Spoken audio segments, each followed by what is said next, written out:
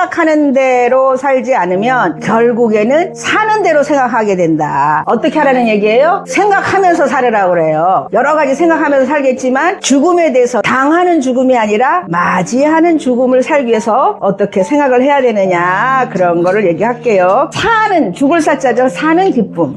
죽을 사자인데 그냥 사는 기쁨. 이건 무엇을 준비해야 되느냐면 일단은 소중한 관계를 더 강화한다. 이렇게 내가 죽을 거다 생각하면 내 가족, 사실은 우리가 남한테 하는 것보다 가족들한테 잘 못하고 사는 경우가 더 많아. 그렇죠? 근데 소중한 관계, 가족이나 친지하고는 더 관계를 강화하고 또 삶의 의미와 목적을 찾으면서 마지막 순간에 준비하면서 지금까지 살아온 후회, 불만을 해소하고 긍정적으로 생각하고 내가 잘 살고 있다라는 거는 뭐냐, 내가 진짜 이렇게 만져보세요. 나 참 평온한가? 왜 안 평온한가? 이거 내가 평온한가 안 평온한 거는 다 주관적인데, 잠을 잘 자요? 잠 푹 잘 자면은 나 자신한테 친절하고 잘 사는 거예요. 근데 잠을 못 자는 사람은 왜 그래요? 머릿속에서 맴도는 생각이 많아서 과거에 여러 가지 후회스러운 일, 요즘 삼성전자, SK 하이닉스 엄청 오르는데 왜 그걸 안 샀을까? 왜 옛날에 그 팔았을까? 뭐 이런 거. 그때 그 집을 왜 샀을까? 왜 안 샀을까? 서울에 엄청 넣던데 왜 경기도로 내가 이사를 왔었고, 또 내가 왜 그 눈이 삐었지, 그 남편을 만나서 할 수 없지요. 뭐 받아들이고. 그런데 과거에 후회만 하면은 맴도는 생각이 많아서 잠이 잘 안 와. 또 이상하게 많이 배우면 배울수록 좋은 것도 많지만 걱정할 게 또 어쩌면은 더 많이 늘어날 수 있어. 죽을 때 어떻게 해야 되는 거지? 그럼 어쩌라고, 어떻게 준비해야 되고, 오지도 않을 미래에 대해서 걱정해도 잠이 안 와. 과거에 대해서만 너무 집착하면 무슨 병에 걸려요? 우울증에 걸려요. 오지도 않은 미래에 대해서 너무 집착하면 뭐예요? 불안증에 걸려요. 우울증과 불안증이 다 잠을 못 자게 해. 물론 우울증은 늘어져서 잘 수도 있지만 우울증과 불안증이 잠을 못 오게 한다. 그래서 카르페 디엠, 현재를 못 즐긴다. 그래서 일단은 내가 나를 진단하려면 내가 밤에 잘 자는가. 저도 가끔 못 잘 때는 뭐 고민이 많은다. 그런 날을 못 자요. 그래서 내면적인 조화, 평온을 가졌는가. 내가 그냥 목표만 많이 가져가지고 그거는 달성했는데, 저도 평생을 직장생활을 했기 때문에 가장 제가 아쉬운 게 자녀들하고 많은 추억을 못 남긴 게, 그래도 나름대로 하느라고 저는 최선을 다했는데 자식들은 이상해. 우산 하루 안 갖다 준 것만 그렇게 10번을 잘해주다가 한 번 못 해준 것만. 인간이 다 그래요. 다 잘해줘도 한 번 못하는 거.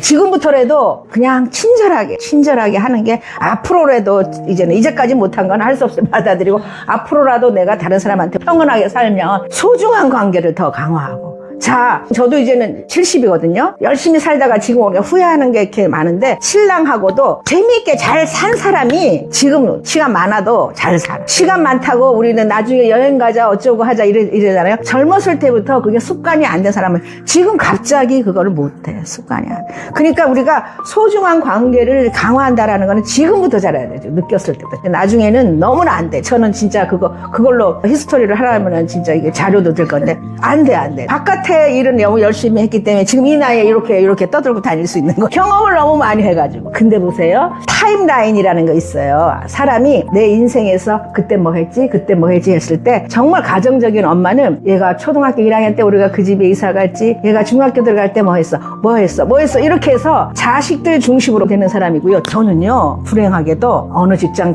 거기에서 그만둘 때가 그때였지, 어떻게 해서 그때였지, 누가 뭘 못했어, 이런 식으로 타임라인이 그렇게 생각해요. 여러분들 지금이라도 자기 인생의 그 타임라인 하면 잘 인생의 그 역사가 뭐가 중심으로 그려져 있나 생각해요. 분당에 집 살 때, 그 아파트 샀을 때, 이 아파트 샀을 때가 내가 그랬지. 그러니까 잘 스스로 해야 된다.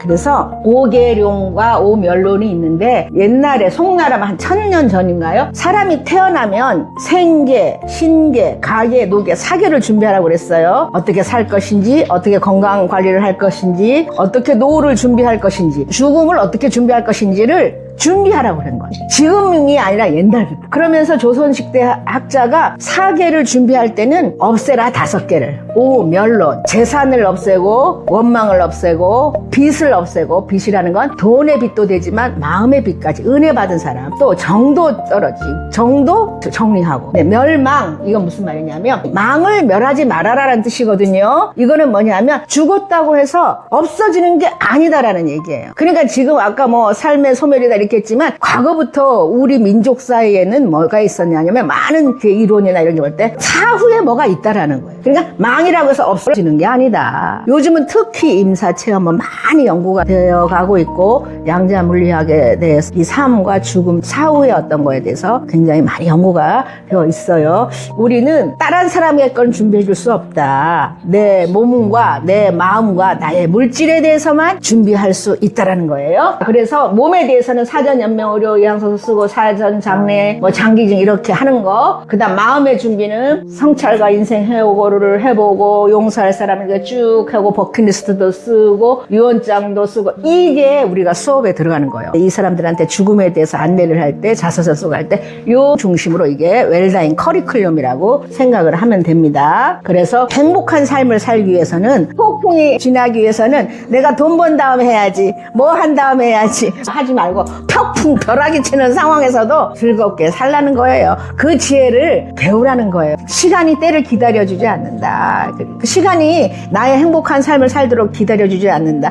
그래서 우리 어르신들이 맨날 돈 번다 집도 사고 자식들 잘 되고 나름대로 등 따시고 배도 따뜻하고 잘 살아. 그럼 지금 행복해요? 그러면 방송용 멘트로는 행복해요 하지만 실제로 아무리 잘 살아도 껄쩍지근한 거예요. 왜냐? 우리는 눈에 보이는 걸 위해서는 열심히 살아왔어요. 그렇지만 눈에 안 보이는 걸 위해서는 놓쳤다. 어떤 인도 철학자가 막 열심히 가다가 앉았대. 그래서 무슨 생각을 하는데 제자가 선생님 왜 그렇게 가다 말고 멈추십니까? 그러니까 그 사람이 뭐라고 대답했냐면 내가 너무 빨리 달렸기 때문에 내 영혼이 아직 뒤따라오지 않았다. 그러니까 눈에 보이는 것만 따라가다 보니까 우리 이 세상에는 눈에 보이는 것만 있나요? 우리가 그것만 위해서 집착해서 따라오다 보니까 내 마음의 평온을 별로 생각하지 않아. 근데 이제는 그날 어쩔 수 없어서 나라가 가난할 때는 먹고 사는 거에만 신경 쓸 수밖에 없는데 이제는 우리나라도 수준들이 많이 높아졌잖아요. 그래서 여러분들 그냥 또 행복한 생각들 하고 지금 잘 살려고 하잖아요. 지금 40, 50대들은 지금 잘 살려고 해요. 우리 같은 경우에는 좀 낀 세대고 80세 이상 되신 분들은 내 행복 생각하지 않고 남한테만 주다가 이렇게. 그래서 그것도 어떻든 그 나라 수준이나 이런 거에 이제 맞춰지는 것 같습니다. 혹시 여러분들이 이제 행복한 삶을 산다는 게 돈이 얼마가 있으면 이런 게 아니라 현재 비바람과 폭풍우 속에서도 이 또한 지나가리라 즐기는 마음을 가져야 되는 것이 아닙니다. 요거 존재의 이유는요. 생명의 유한성, 언제 어떻게 죽을지 모르는 모호성. 우리 생명은 유한하지만 언제 어떻게 죽을지 모른다. 그렇기 때문에 메멘토 모리가 죽음을 기억하면서 우리가 태어날 때 어떻게 태어났어요? 울면서 태어났는데 주변에서 어떻게 박수쳤어? 축하해 태어났다. 그런데 반대로 돌아가실 때는 어떻게 해야 되냐면 나는 원도 한도 없이 살았어. 행복한데 주변에서는 가지마 아쉬운 삶을 살라는 거예요. 잘 죽었다. 진짜까지 지금까지 살았어. 이런 얘기를 듣는 사람이 있어요. 그쵸? 그런 사람이 있으면 안 된다. 우리 강사 중에 한 명도 이거 배우면서 자기는 아버지가 온갖 노름, 술 그런 걸로 빚으로 온갖 친척들을 다 괴롭히다가 이제 갔기 때문에 다들 아유 속 시원하다 그랬다고 그러더라고요. 그러니까 우리의 삶이 어떻게 돼요? 나는 편안하게 살았고 다른 사람도 나는 진짜 행복하게 살았다. 원도 한도 없다. 이렇게 느끼는 삶. 그렇지만 주변에서는 정말 더 있었으면 저게 덕을 쌓는 삶을 살아라 이런 건데요. 우리의 그럼에도 불구하고 존재의 이유가 살아라, 웃어라, 사랑하라, 배우라. 요거는 시간이 좀 여유 있으면 강의 속에 작은 강의가 하나 되고 누구든지 좀 강의를 할 수 있는 자료인데 오늘은 시간이 안 되는 고로 요거는 좀 지나가겠습니다. 이것도 굉장히 중요한 건데 시간 남으면 할게요. 지역사회 웰다잉 문화 조성 방향. 우리가 지금 웰다잉 문화를 복지관 이제 법으로 조례가 화성시에는 좀 일찍이 생겨서 노인복지관마다 한 2천만 원 정도씩 예산을 줘요. 그러면 이 어르신들한테 웰다잉 문화 조성을 하라는 그런 프로그램을 이제 진행을 해요. 그럼 우리 웰다잉 협동조합에서 가서 이제 하긴 하는데 이거를 사실 노인들한테만 하는 건 아니거든요. 전 세대를 걸쳐서 해야 되는데 또 죽음이라는 거는 잘 하려고 안 하잖아요. 거부 반응이 많으니까. 그래도 노인들한테라도 해가지고 화성시 노인복지관에는 다 지금 거의 하고 경기도에서 예산 줘서 경기도 일대에서 한 5, 60군데 하고 있어서 저희 같은 경우에 거기에 강의를 나가요. 그러면서 이제 죽음 준비 과정 뭐 이렇게 하면 아무도 안 오겠죠. 그쵸? 사업명에 따라서 그래도 지장을 받아요. 황금빛 여정, 브라보 마이 라이프, 마음껏 자서전 학교, 해피엔 뭐 등등등 있어요. 나의 인생 아카이브. 여기서 제일 잘 안 모이는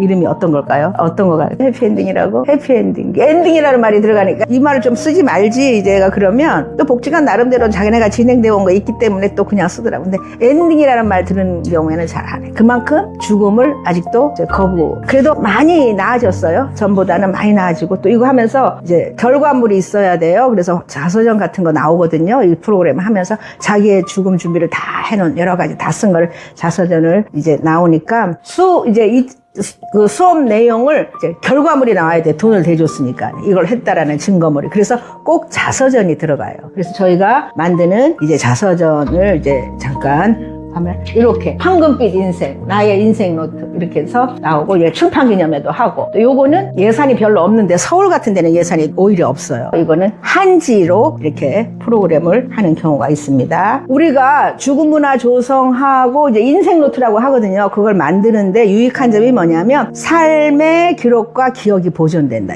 우리가 치매 걸릴 수도 있어요. 근데 내가 수업하면서 이걸 다 적어놓으면 나의 삶이 어느 정도 기록이 되고 추억도 기록이 되고 나의 전성시대도 기억이 되고 여러 가지 그 자서전에 들어가는 그런 게 있거든요. 어떤 한 분이 남자분인데 나의 젊은 시절의 꿈 이렇게 쓰라고 그랬더니 자기는 발레리노가 되고 싶었대.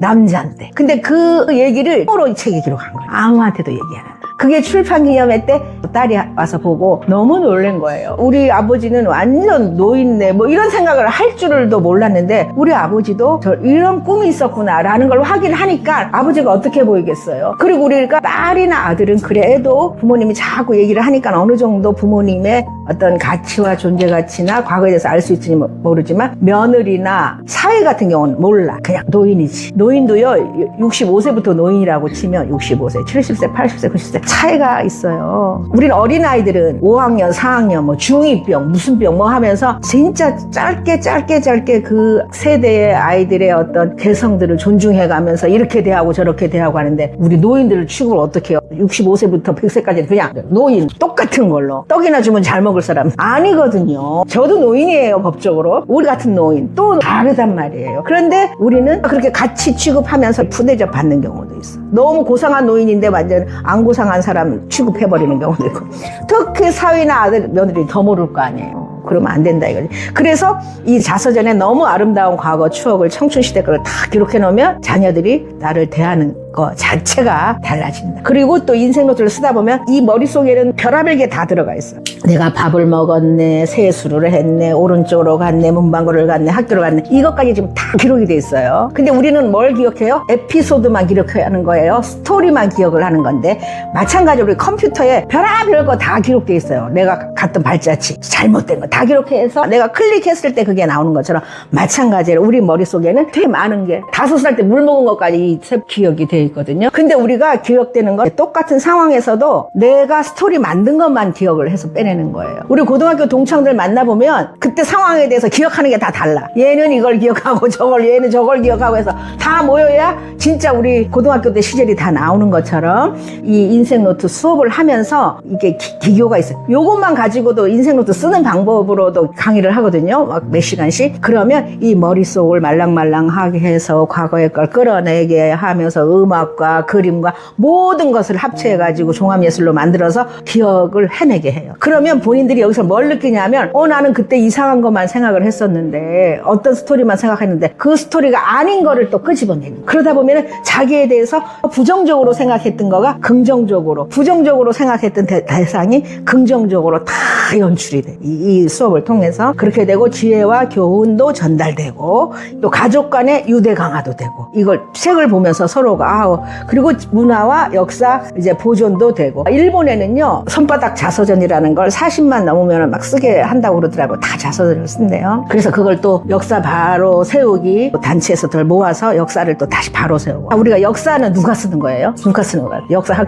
역사학자들도 이긴 자가 쓰는 거예요. 승리자가. 그치? 기득권 가진 자의 입장에서 쓰게 되는 거라 역사는 왜곡이 될 수가 있다는 거예요. 예를 들어서 이제 2020년대를 살아가는 내가 쓴 거, 2020년대로 살아가는 저분이 쓴 거와 군인이 쓴 거와 공무원이 쓴 거와 연예인이 쓴 거와 시골에서 쓰는 사람이 쓴 거 다 보는 관점이 다르다 이거죠.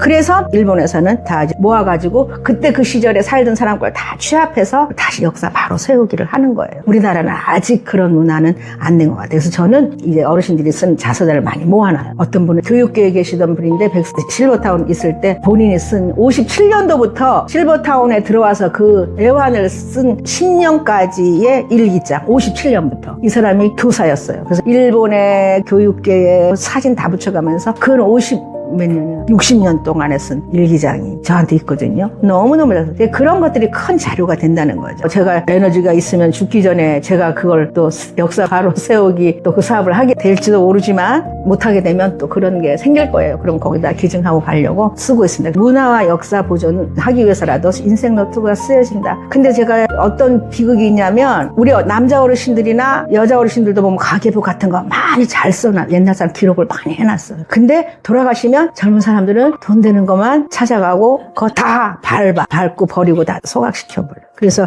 어르신들한테 강의할 땐 그런 거 쓴 거 저한테 주세요 이렇게 하거든요. 어르신들 너무너무 농부들은 농사가 어떨 때 했다 뭐 쌀 한 대박에 얼마 이런 거까지 정말 다 기록이 되어 있는 거 있거든요. 물론 나라에서도 기록하지만 민간이 기록한 게 더 자세하게 나올게 이렇게 됩니다. 노년기는 살아갈 미래보다 되돌아볼 삶의 시간이 더 많은 시기이기 때문에 노인의 과제는 지난 인생의 경험 마지막 정체감으로 통합하는 것이다. 자, 그래서 저희가 이제 출판 기념회를 해요. 그 수업을 한 다음에 출판 기념회를 하는데 제가 영상을 요거 한번 봅시다. 요거는 출판 기념회를 하기 위한 수업 10회기 이렇게 수업을 하는 거예요. 자서전이 나오기까지. 그리고 삶의 회고도 하고 고향도 그리고 이러면서 옛날 생각 용서 화해하면서 꽃도 만들고 유언장도 작성해보고 유골함도 만들어보고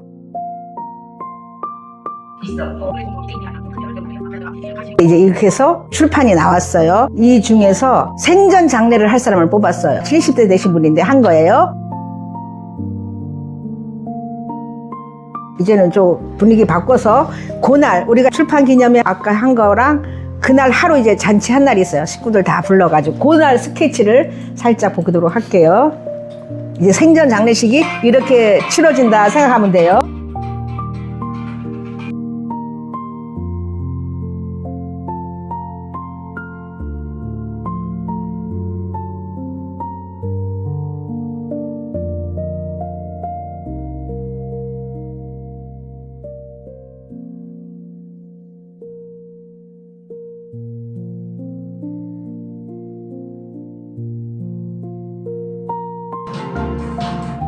잘 보셨어요?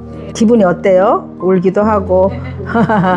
우리가 이 사업을 그 국화가 하얀색이 아니라 그렇죠. 워낙에 국화도 빨간 색깔로 해도 되고 여러 가지 색깔로 해도 되는데 일본 문화가 해가지고 저기 국화로 되어 있는 거고 화려한 색깔로 해도 되는 거예요. 그렇지. 잘못된 게 너무 많아요. 장례 문화 배우다 보면 우리나라도 7일장 했었어요. 과거에는 7일장하고 충분히 애도하는 문화를 가졌었는데 박정희 대통령 그때부터 허례의식, 가정의례 준치 뭐 이렇게 왜냐하면 산업 발전해야 되고 잘 살아야 되다 보니까 많은 게 축소되고 생략되면서 편의상 옛날에는 삼배옷도 사실은 죄인들이 입는 옷인 거야. 그게 껄끄럽잖아요. 옛날에는 부모를 먼저 보내고 부모를 잘 못 모셨다는 죄인의 옷인 거예요. 그것도 우리가 이제 웰다잉 강의할 때는 이제 그런 거 다 배우는 거예요. 우리 장례 문화가 이것저것 다 그냥 짬뽕이다. 편의상 요즘은 특히 장례업자 중심으로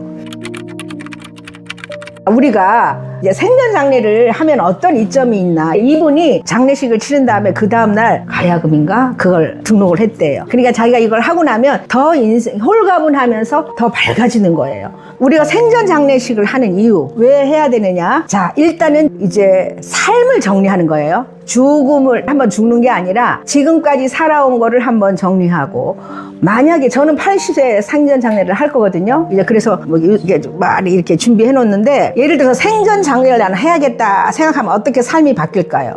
누가 와야 되잖아. 와야 되면은 생판 있다가 나 80세 때 연락하면 오겠어요?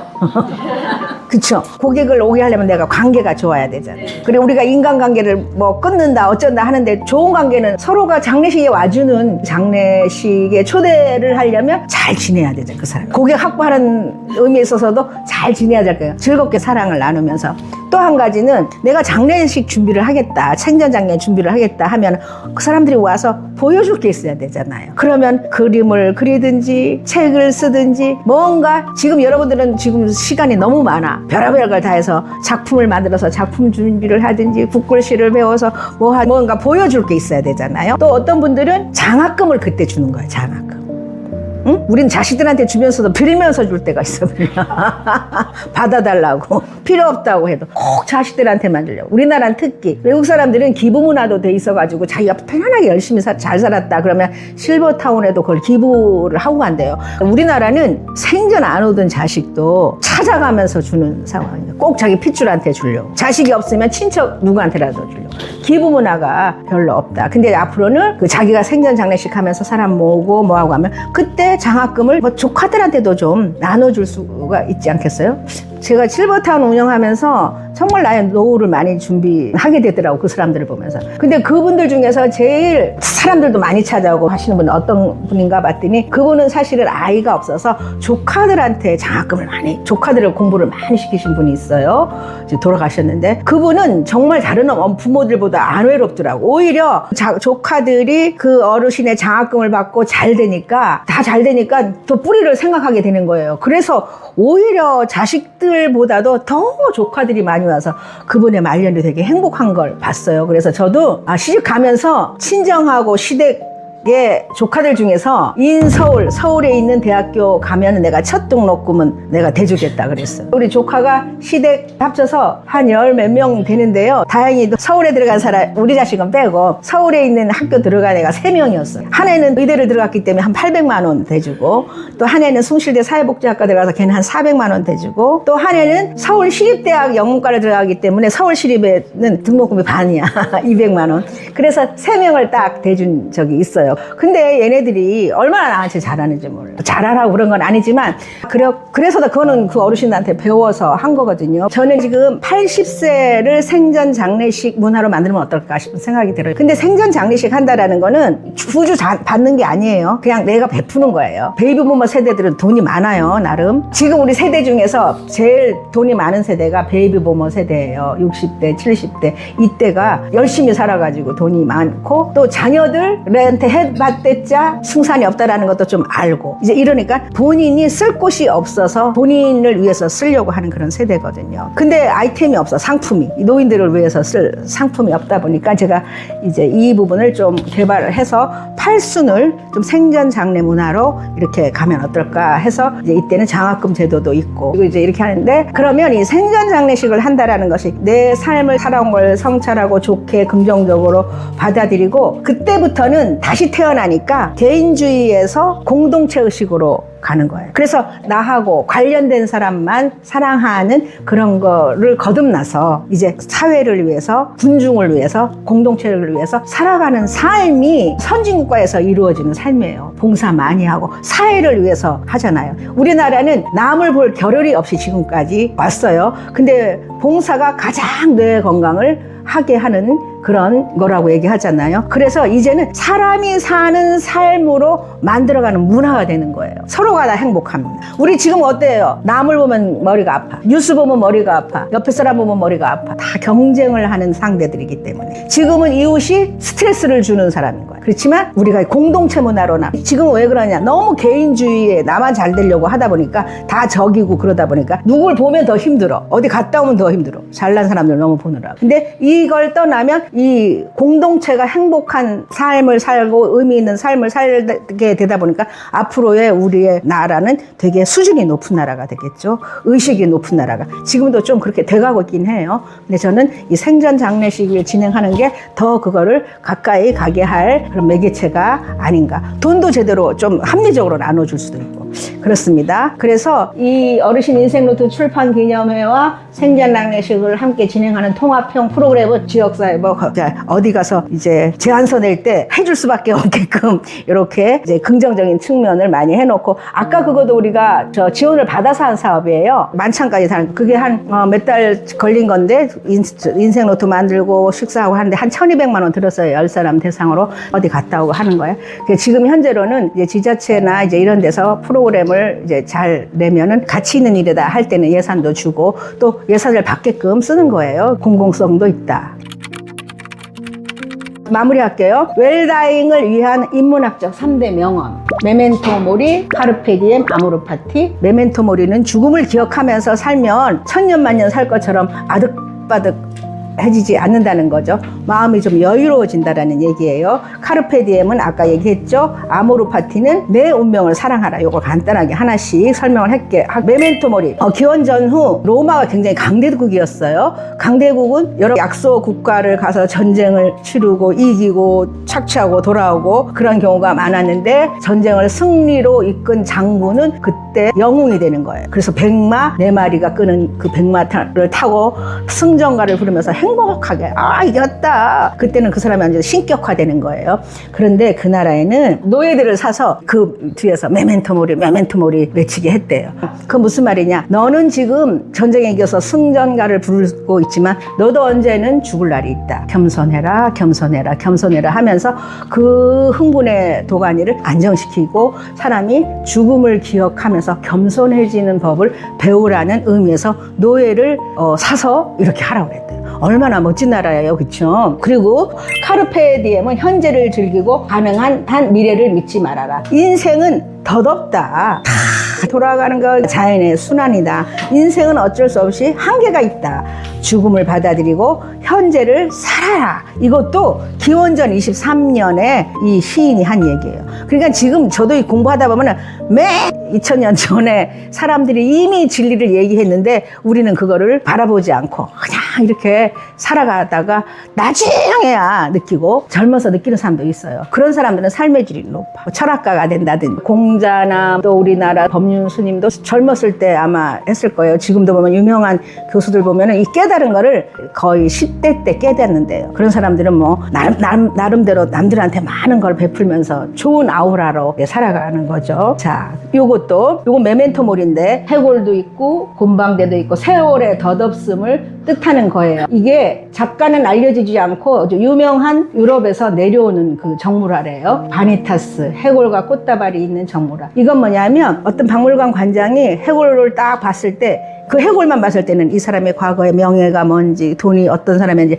하나도 연결이 안 되는 딱 해골인 뿐이다. 그러니까 우리는 죽으면 본질이 아무것도 아니다. 근데 그래서 인생은 진짜 헛되다. 이렇게 해서 이 그림을 시들은 꽃도 있고 생생한 꽃도 있고 이러면서 인생은 헛되다라는 거를 그려져 있는 거를 항상 생각하면서 살게끔 중산층 집에는 대부분이 사진이 걸려있대요. 수십억짜리 여러분들 드리면 안 걸어놓겠죠.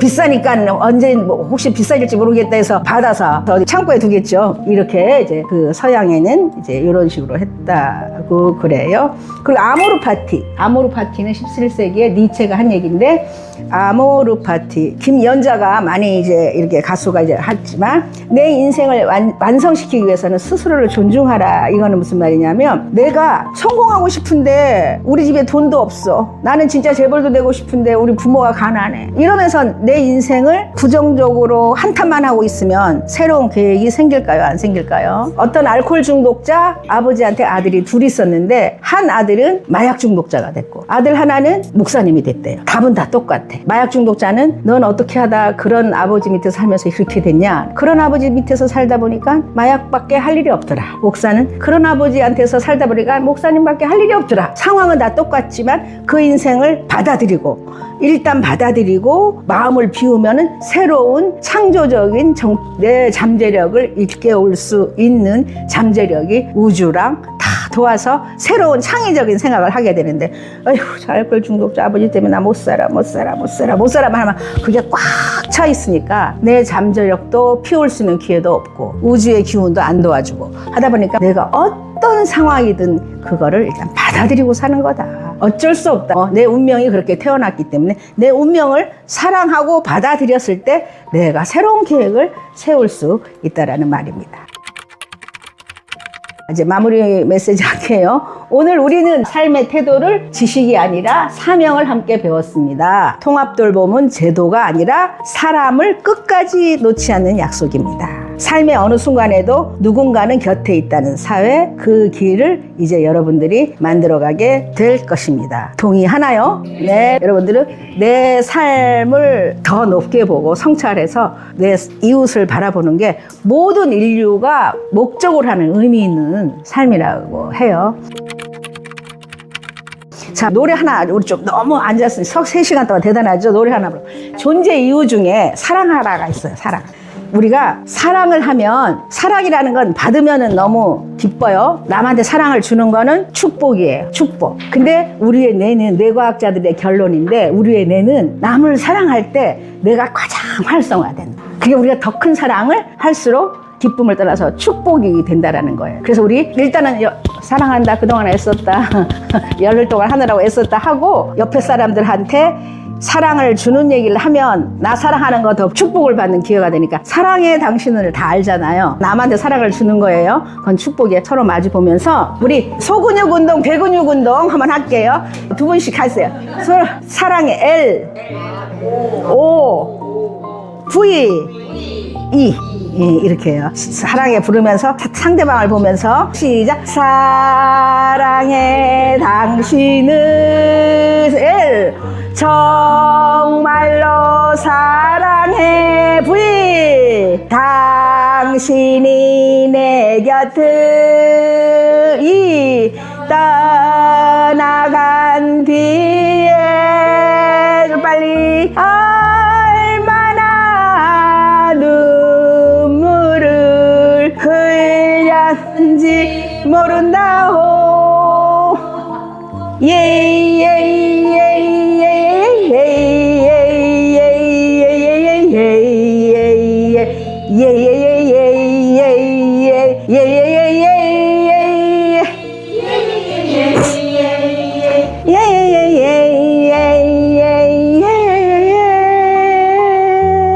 사랑해 당신을 정말로 사랑해. 이게 소근육 운동이야. 어르신들이랑 같이 하면 좋아요. 그래서 서로 사랑해 하시고, 사랑해. 자, 그 다음에 하나 더 할게요. 운동. 우리 운동을 해야 돼요. 몸이 풀려야 되니까. 이건 대근육 운동이에요. 사랑해. 대근육 운동은 L이 어떻게 커야지. 사랑해 당신을 정말로 이렇게 이렇게 하면 어깨가 뻑적지근할 거예요. 자, 이건 대근육 운동이에요. 이거는 돌아다니면서 해. 이거는 어차피 운동되니까 돌아다니면서 해봐요. 시작.